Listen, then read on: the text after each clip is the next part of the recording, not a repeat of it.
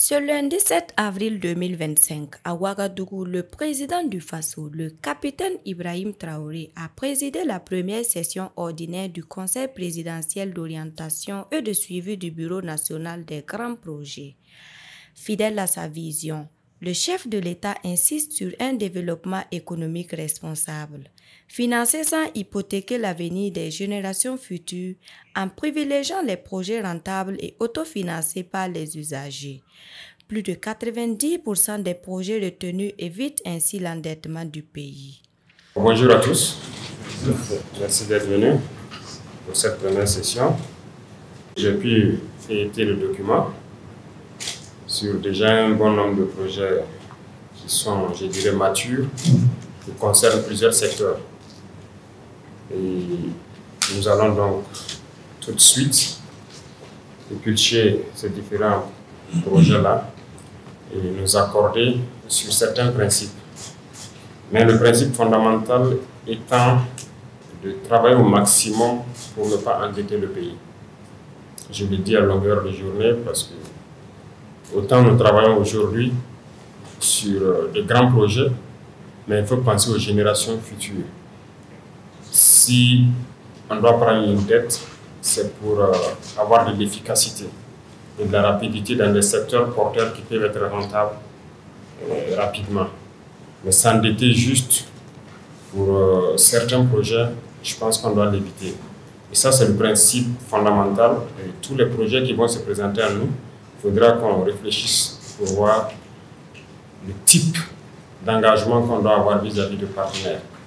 Il ne s'agit pas juste d'engager des projets pour les engager, mais en passant aux générations futures, ne pas endetter le pays inutilement et miser sur des secteurs porteurs, parce que nous avons des priorités. Aujourd'hui, nous luttons contre le terrorisme, certes, mais nous avons aussi la bataille pour la sécurité alimentaire. Qui dit sécurité alimentaire parle d'agriculture, parle d'industrie agroalimentaire. Donc, ce sont des secteurs qui vont nous intéresser beaucoup, notamment l'industrie, la transformation de notre société, qui va employer beaucoup de jeunes et qui va donc créer assez d'emplois et permettre au Burkina de transformer sa matière première et d'exporter. Donc, ces secteurs vont nous intéresser beaucoup. Le secteur de l'énergie, qui est un secteur crucial, puisque si on veut développer l'industrie, on a forcément besoin d'énergie. Aujourd'hui, dans le domaine des infrastructures, donc, nous sommes sur plusieurs initiatives qui sont en train de se développer pour pouvoir écouler et permettre donc, le transport de nos différentes productions. Donc voilà un peu ce que je peux dire, l'esprit qui doit nous guider sur les projets futurs, qui doit vraiment porter sur des secteurs qui peuvent être rentables, qui vont employer la jeunesse, mais éviter autant que possible l'endettement inefficace du pays.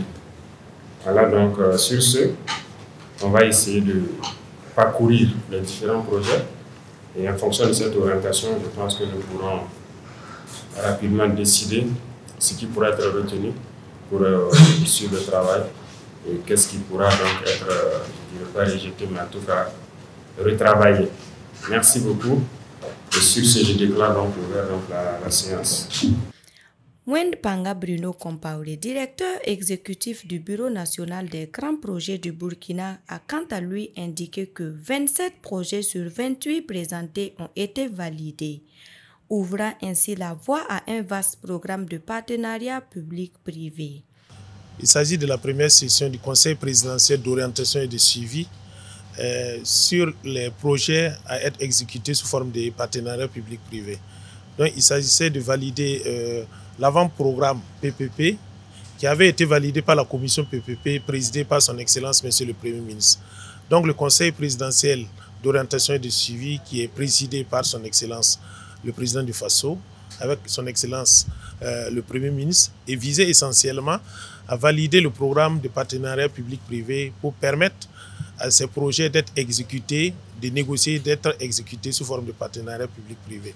Ce qu'il faut noter, comme vous l'avez dit, sur les instructions et la vision du chef de l'État, il s'agit essentiellement de mettre l'accent sur les projets à paiement par les usagers, ce qui a l'avantage d'endetter moins l'État, mais permettre également aux investisseurs privés nationaux et internationaux d'investir sur des projets stratégiques et prioritaires pour le développement économique et social du Burkina Faso.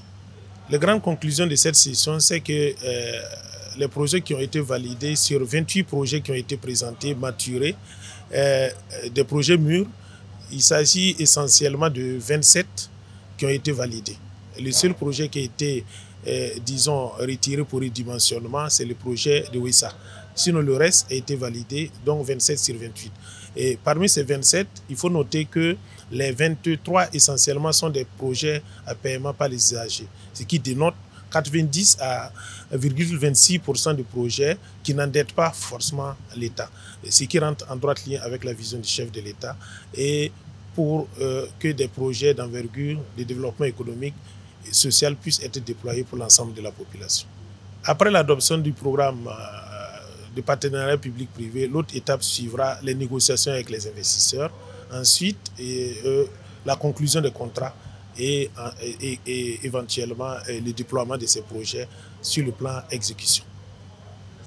Agriculture, infrastructure, énergie, emploi pour la jeunesse, autant de secteurs prioritaires au Burkina de ces grands projets transformer durablement le Burkina Faso.